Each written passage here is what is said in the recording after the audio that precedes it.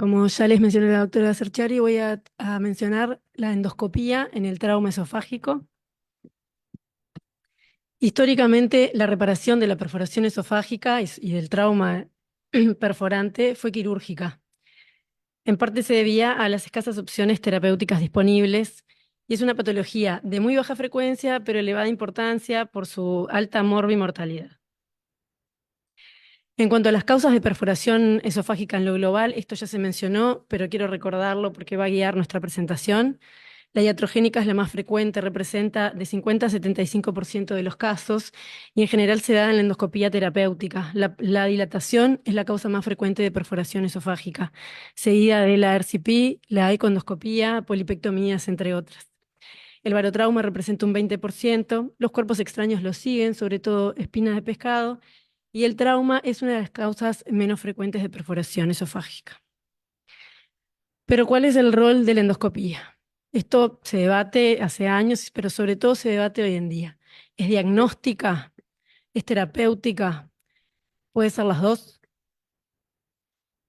Todos los que hemos trabajado en puertas de emergencia sabemos que hay una visión diferente en cuanto al encare de estos pacientes y la visión del endoscopista es que la sospecha de perforación esofágica es una contraindicación para la endoscopía digestiva alta. Y les puedo asegurar que si agarran cualquier libro de texto de endoscopía, y van al capítulo de endoscopía digestiva alta, efectivamente ahí está, en las contraindicaciones, sospecha de perforación esofágica, contraindicación para el estudio.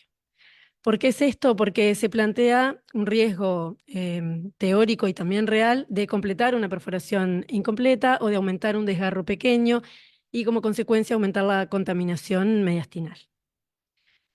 Como consecuencia, veíamos frases como estas, esto es un estudio del 2018, publicaciones habituales sobre endoscopía flexible en la perforación, y veíamos palabras como no está indicada como herramienta diagnóstica, contraindicada en pequeños desgarros, puede exacerbar la gravedad percibida. Sin embargo, estamos viendo un ligero cambio en cuanto a la percepción de estas situaciones por parte del endoscopista.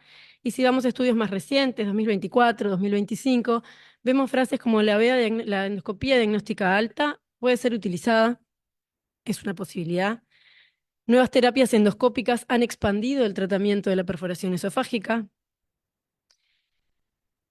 Sin embargo, ¿cuál es la visión del cirujano? El cirujano tiene un paciente, lo recibe en la puerta de emergencia y tenemos por el trayecto, por el mecanismo, por la sintomatología, alta sospecha de perforación, pero no la puedo comprobar. La tomografía no la confirma, no puedo hacer un tránsito, lo cual es habitual en pacientes traumatizados, pacientes inconscientes, pacientes intubados, pacientes con Glasgow bajo. Pero sobre todo este es el concepto que quiero remarcar, que ya se nombró en la presentación, es que la demora en el diagnóstico empeora el pronóstico y puede duplicar la mortalidad. Entonces, nuestro trabajo es poner en la balanza el riesgo-beneficio de hacer un estudio que podría aumentar una perforación, pero que me permite tratarla en forma precoz y adecuada y por lo tanto evitar duplicar la mortalidad en estos pacientes. Entonces, creo que son dos visiones ambas válidas, ambas basadas en evidencia, ambas desde un lugar de conocimiento, y los dos enfoques tienen cierta verdad.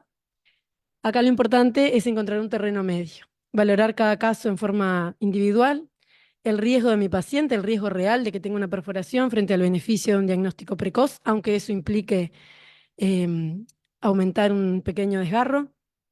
Tenemos que tener un diálogo claro con el colega, diálogo claro con pacientes y con familiares, explicar que esto es un procedimiento invasivo que tiene su propia mortalidad.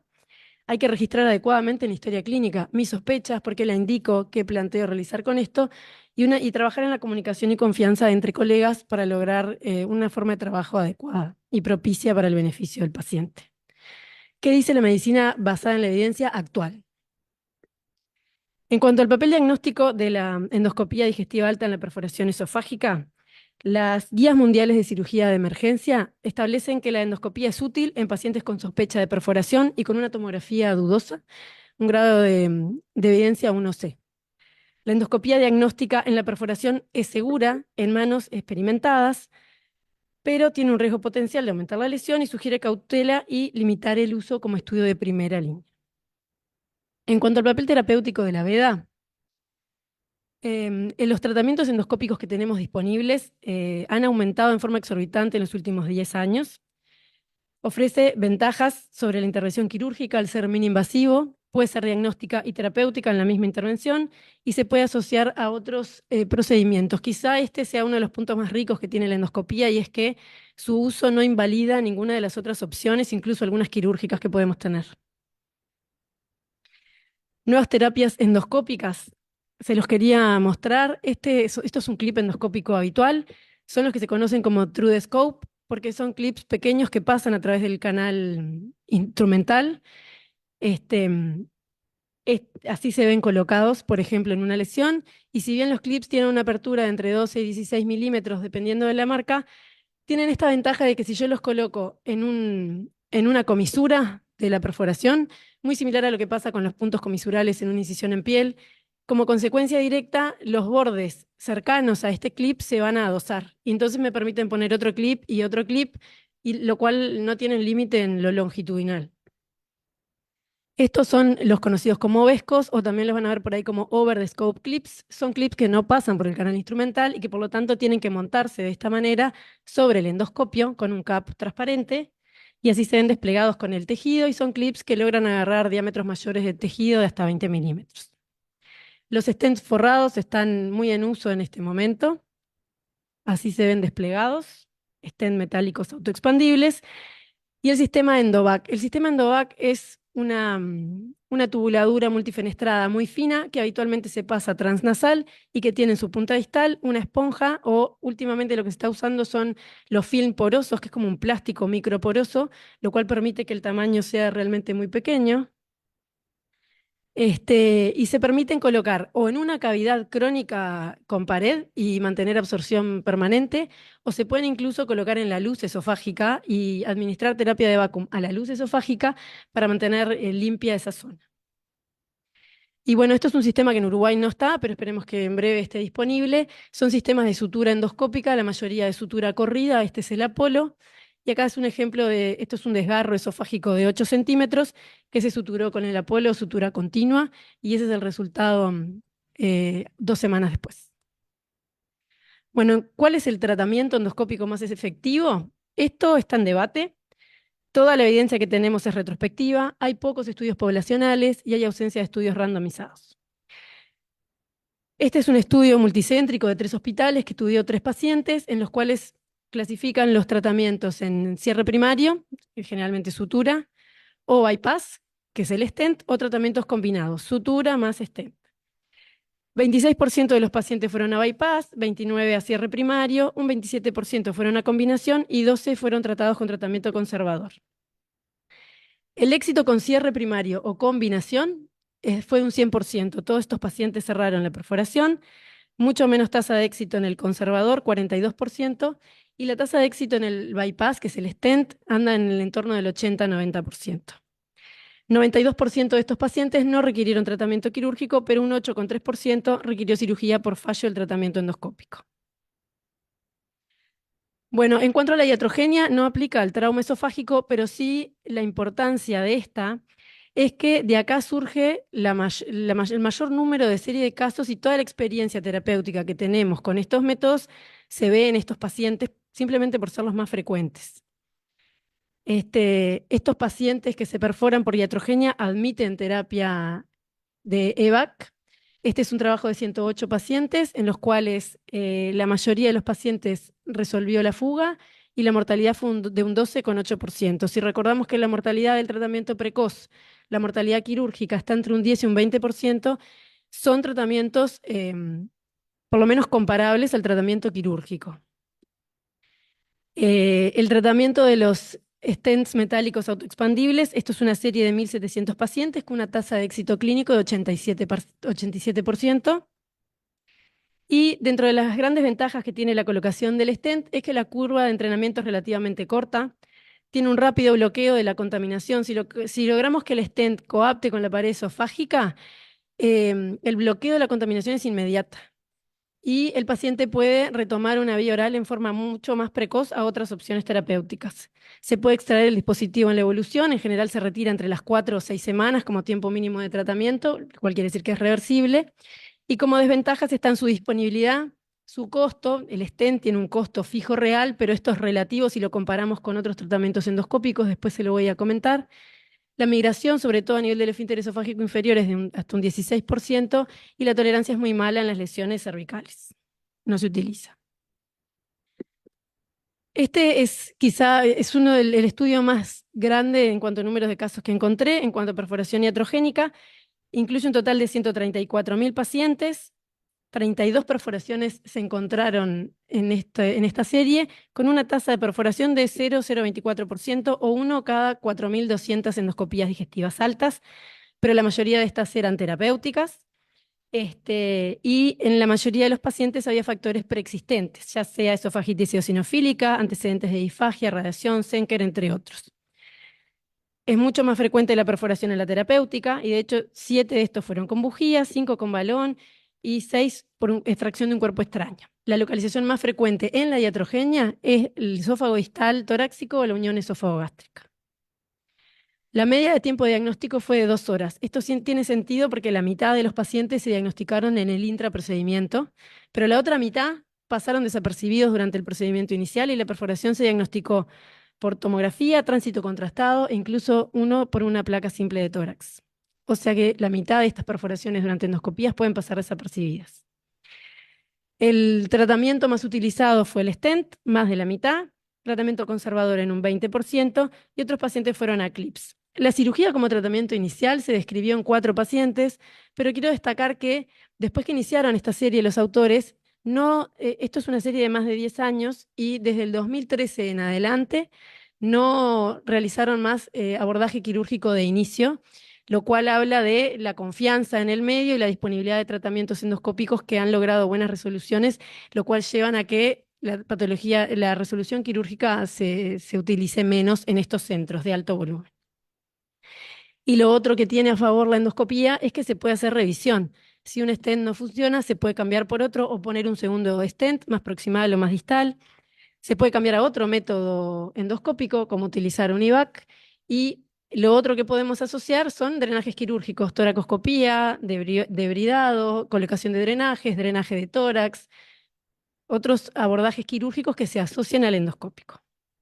Este es un ejemplo de un paciente que se diagnosticó por tomografía. Como pueden ver, tiene un neumomediastino, y lo que observamos en la figura B es la luz esofágica real canalizada por una guía endoscópica, y por encima de esta la perforación esofágica, que realmente era bastante grande. A este paciente se le colocó un stent y podemos ver 5 semanas después la imagen luego de la retirada del stent, el cierre completo del orificio y la cicatriz con fibrina. Otros resultados de este estudio poblacional es que los EMS se asocian a menor costo. ¿Por qué? Porque si yo los comparo con terapia endoscópica de IVAC, la endoscopía es un sistema que se coloca pero tiene que recambiarse cada 3 días, y habitualmente son tratamientos largos. Los pacientes llevan entre 5 a 10 o 15 recambios de IVAC. Eso implica una endoscopía cada 3 días, una anestesia cada 3 días, un traslado a bloc cada 3 días.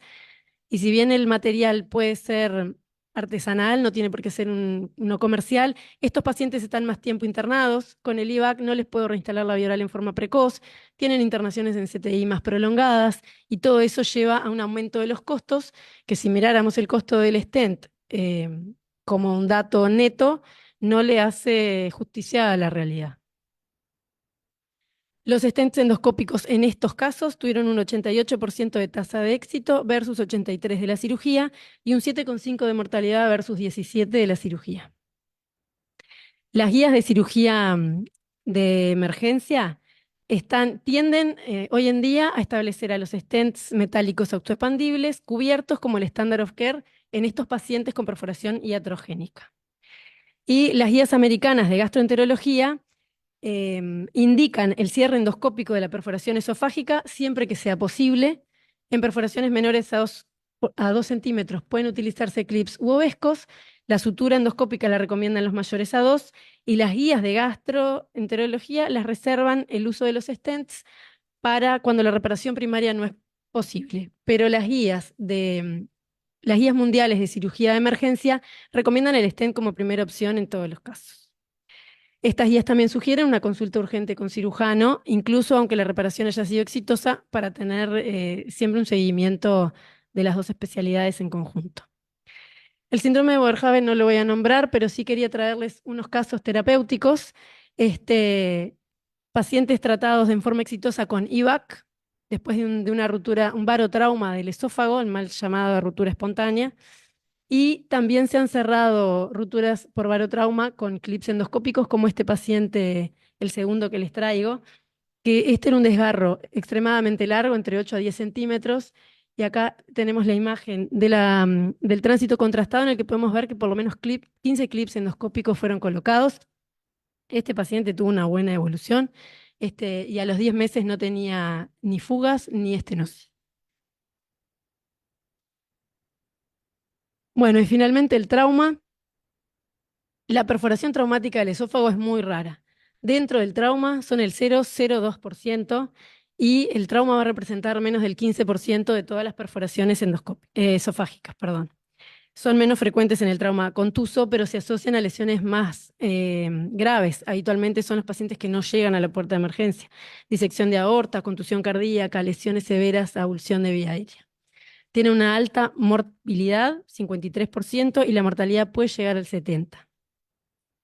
En cuanto al papel diagnóstico de la endoscopía digestiva, es complementaria a la tomografía en pacientes con sospecha de perforación esofágica traumática. Esto es una recomendación 2A. Tiene una sensibilidad del 90%, pero sobre todo tiene la característica que en general es diagnóstica cuando la tomografía es dudosa. Permite visualizar en forma directa el sitio de lesión, la vitalidad de los tejidos circundantes, el tamaño del defecto. Está disponible en los centros de trauma y es de gran utilidad en pacientes intubados, en CTI, Glasgow bajo, que no pueden tragar contraste, pacientes intrasladables adentro del bloque quirúrgico. Y recordar siempre que si sospechamos una lesión esofágica en un paciente, un paciente inestable que está en el intraoperatorio, es una buena opción ya pedir la fibrobronco, la laringo y la endoscopía, lo que se llama la triple endoscopía, para descartar lesiones asociadas en estos pacientes. Podría evitar tratamiento quirúrgico en la perforación traumática hasta en un 70% de los casos y se recomienda la insuflación baja con CO2. El papel diagnóstico en la endoscopía, de la endoscopía en el trauma penetrante es bastante más claro, pero en el trauma contuso es bastante más dudoso el papel diagnóstico. El tratamiento endoscópico de la perforación esofágica traumática hoy en día está en el anecdotario. Se hacen tratamientos de necesidad y sobre todo viene extrapolado de la experiencia que tienen los endoscopistas en la perforación esofágica iatrogénica o en la licencia anastomótica postquirúrgica, que también es otro uso muy utilizado a nivel global. Estos, por ejemplo, son 4 casos. El primero es un masculino, herida de arma de fuego múltiples, paciente en shock, glauco de 3, entró a una cirugía de control de daños. Como perforación esofágica se identifica un compromiso del 40% de la circunferencia en esófago cervical y asociado a una lesión de tráquea. A este paciente se realizó una reparación quirúrgica en doble plano, pero el día 10 presentó una fuga y se le colocó un drenaje local. El drenaje no fue suficiente, la fuga fue persistente, el paciente desarrolló una sepsis, por lo cual se decide colocar un IVAC intraluminal adosado a la reparación quirúrgica previa. Este paciente recibió 11 recambios de su IVAC durante cada 2 o 3 días, lo cual llevó más o menos un mes, lo cual permitió el cierre de la fuga y a los 8 meses no presentaba ni fuga ni estenosis en el tránsito contrastado. Este es otro paciente de sexo masculino, herida de arma de fuego en cuello, como vieron son los más frecuentes. El paciente también tenía una depresión de conciencia, estaba intubado, asociado a una lesión T2-T3, y en la tomografía se identificó un derrame pleural izquierdo. Durante el abordaje quirúrgico se vio una perforación esofágica de 2 centímetros en el opérculo torácico, se reparó quirúrgicamente en un plano con colocación de un flap de esternocleidomastoideo y se asoció un drenaje de cuello y de tórax, pero ya en la cirugía inicial se le colocó un IVAC enfrentado a la sutura quirúrgica. Este IVAC se recambió por 6 semanas y tuvo una buena evolución que llevó al cierre y desarrolló con los meses una estenosis que respondió a dilataciones endoscópicas. Ahí pueden ver el orificio inicial y la resolución luego de las 6 semanas de IVAC más tratamiento quirúrgico. Y estos otros 2 pacientes, el primero un sexo masculino con heridas de arma de fuego múltiples. Este paciente estaba estable, presentaba una lesión en cuello. A la exploración tenía una lesión del 75% de la circunferencia, por lo menos un Pittsburgh 3. Se realizó movilización esofágica, se reparó término terminal y también se adosó de inicio un sistema IVAC en la luz del esófago enfrentado a la sutura. A las 6 días, a pesar del IVAC, el paciente tuvo una dehiscencia de sutura, pero no se actuó, no se reintervino, no tuvieron que agregar drenajes, mantuvieron el IVAC con recambios reglados y el cierre completo se dio a las 3 semanas. Y finalmente una herida de arma blanca autoinfligida en el cuello. El paciente presentó un neumotórax en la placa simple. Se exploró quirúrgicamente, se identificó un orificio de 2 centímetros, se reparó en 2 planos con flap de esternocleido y se colocó un drenaje. Este paciente no se asoció a endoscopía inicial, pero el día 3 desarrolló un aumento del gasto por el drenaje, mediastinitis y un derrame de tórax nuevo en la tomografía de control. Se realizó toracoscopía con debridado, se realizó un drenaje pleural y se colocó un IVAC por endoscopía enfrentado al sitio de la fuga. Recibió 7 recambios de su IVAC y la evolución fue el cierre de su fístula. A los 11 meses el paciente hoy está sin estenosis y sin fuga. Y bueno, este es un reporte de un caso, pero es una herida de arma de fuego esofágica en el cual se cerró con clips, simplemente, sin otro método. Un diagnóstico precoz sin contaminación. Estos algoritmos, este es muy similar al que mostró Emilia, en general son algoritmos propuestos por escuelas de trauma.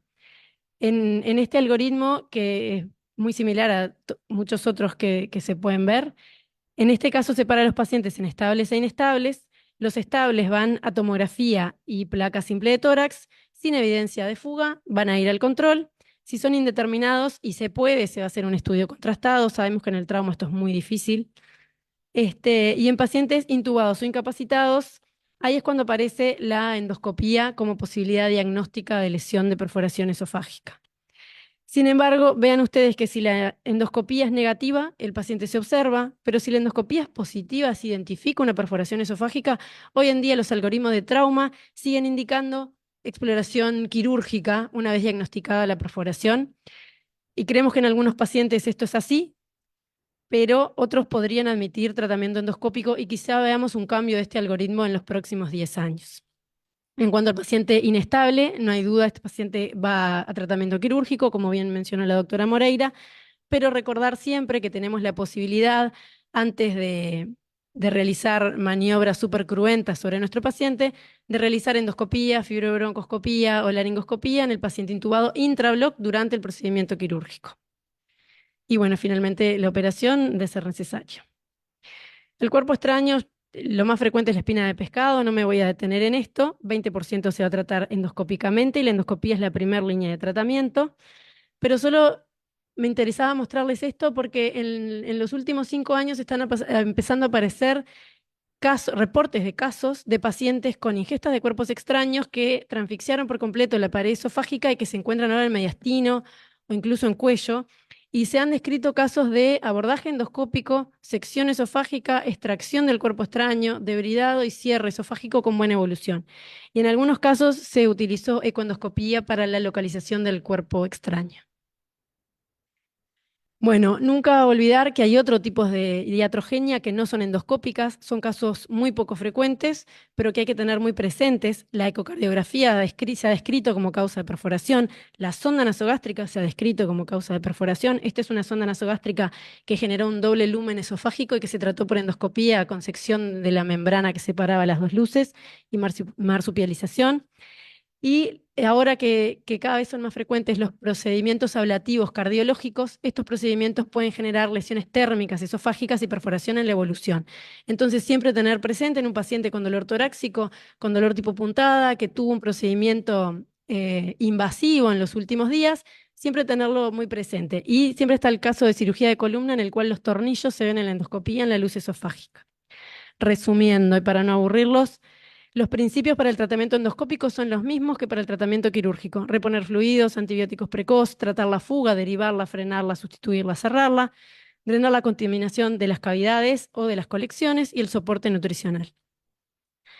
En cuanto al tratamiento endoscópico, acá no es tanto el tiempo del diagnóstico desde la perforación, sino el grado de inflamación de los tejidos el que va a guiar qué tipo de reparación voy a hacer, si primaria o si stent. En general, la endoscopía se indica para pacientes con perforaciones de menos del 50% de diámetro, o sea, lesiones Pittsburgh 1 y 2, en pacientes con contaminación limitada o perforación contenida, pero esto es entre comillas porque si yo lo puedo asociar a una toracoscopía, si yo lo puedo asociar a una laparoscopía, si yo puedo limpiar y debridar cavidades y colocar drenajes, no es una limitación para el tratamiento endoscópico. Y estos pacientes han demostrado menor estancia hospitalaria y menor morbilidad. La resolución quirúrgica se va a reservar a la contaminación extensa, a la necrosis. El diagnóstico tardío está un poquito en signo de pregunta porque el stent se puede utilizar en cualquier momento evolutivo y en realidad no es tanto la resolución quirúrgica, sino la asociación de limpiezas quirúrgicas a un tratamiento endoscópico. Y siempre recordar tener presente el abordaje híbrido. Las guías de la Asociación Americana de Gastroenterología recomienda clips u ovescos para perforaciones menores a 2 centímetros y perforación aguda, pero también se puede utilizar sutura cuando los tejidos tienen buenas condiciones o stents.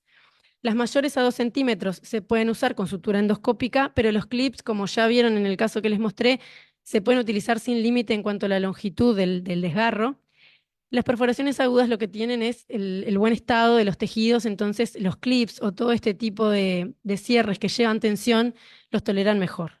En cuanto a la perforación crónica, acá es donde el stent gana gran relevancia porque no va a aportar tensión a la pared, no va a generar desgarro, simplemente va a ocluir el defecto y la cicatrización del cuerpo va a ser lo suyo. Y el endovac se puede asociar a un cierre primario o se puede usar solo en perforaciones pequeñas para evitar contaminación de cavidades circundantes. El stent autoexpandible metálico forrado ha demostrado menor estancia hospitalaria y menor morbilidad que otros procedimientos endoscópicos y que la cirugía permite el reinicio precoz de la vía oral y si bien el stent es caro, es relativo si lo comparamos con otra terapéutica y con la disminución en la estancia en CTI, internación y demás. La nutrición parenteral total, por ejemplo, que van a necesitar algunos pacientes por mes. Asociaciones. Quizá esto sea lo más realista en cuanto a nuestro medio. Un paciente que se le hace una cirugía, un cierre quirúrgico y dejamos un IVAC en la luz para evitar la fuga o disminuir la contaminación. Cirugía y colocación de un pigtail, por ejemplo, en una cavidad cronificada. Colocamos un stent, pero este paciente ya tiene contaminación pleural, entonces hacemos una toracoscopía, hacemos una limpieza, dejamos un drenaje pleural. Coloco un sistema de IVAC con toracoscopía y se puede asociar a la paroscopía si, por ejemplo, la lesión fuera abdominal. En estos casos el tratamiento tiene que ser personalizado, adecuado al mecanismo lesional de nuestro paciente, al tamaño de su perforación, a la evolución desde la lesión y al estado de los tejidos, a la tecnología y al nivel de entrenamiento disponible en nuestro medio. Y bueno, esto es el popular Toolbox. Este es mi Toolbox. Son todas las herramientas que yo tengo disponibles para responder a esta situación poco frecuente, súper compleja, con diferentes localizaciones, diferentes complicaciones en diferentes pacientes. Y tenemos que recordar que puedo usar, no tengo por qué usar una, puedo usar dos o puedo usar tres o cuatro o las que el paciente necesite. La endoscopía también tiene un rol como salvataje luego del fallo del tratamiento inicial. Lo intenté, no se logró, se hizo la cirugía, el paciente estableció una fuga, mantiene contaminación, desarrolló una sepsis, colocamos un IVAC o colocamos un stent, o en caso de identificar una perforación y que los tejidos lo permitan, colocamos un clip. Falló el tratamiento endoscópico, no es una contraindicación para intentar un nuevo tratamiento endoscópico. Segundo stent, asociar IVAC a un cierre endoscópico con clips o a un cierre con sutura y siempre drenar todas las colecciones. Y bueno, esto es un poco creo que acá lo que tenemos que mantener es una flexibilidad en cuanto al encare y al enfoque de estos pacientes. Esto, por ejemplo, es una cirugía en la que están abordando un paciente, pero tenemos la torre de endoscopía al lado y se puede hacer, por ejemplo, un cierre quirúrgico, entrar por endoscopía, inundar el mediastino en suero y realizar una prueba neumática asistido por endoscopio bajo visión directa. Y en caso de ser necesario, se puede identificar el sitio de fuga, transiluminar. Acá el trabajo en equipo me parece que es clave. El diálogo fluido entre colegas siempre va a generar un beneficio para el paciente. Muchas gracias. Bueno, muchas gracias, doctora Lauzzi. Vamos a pasar entonces a la ronda de comentarios. Me gustaría presentar además a la doctora Patricia Gallero, que ella es la past president de la Sociedad Uruguaya de Endoscopía Digestiva, que también está hoy para darnos sus comentarios y hablarnos de su experiencia. Y agradecer nuevamente también al doctor Trochansky y al doctor Terra, que son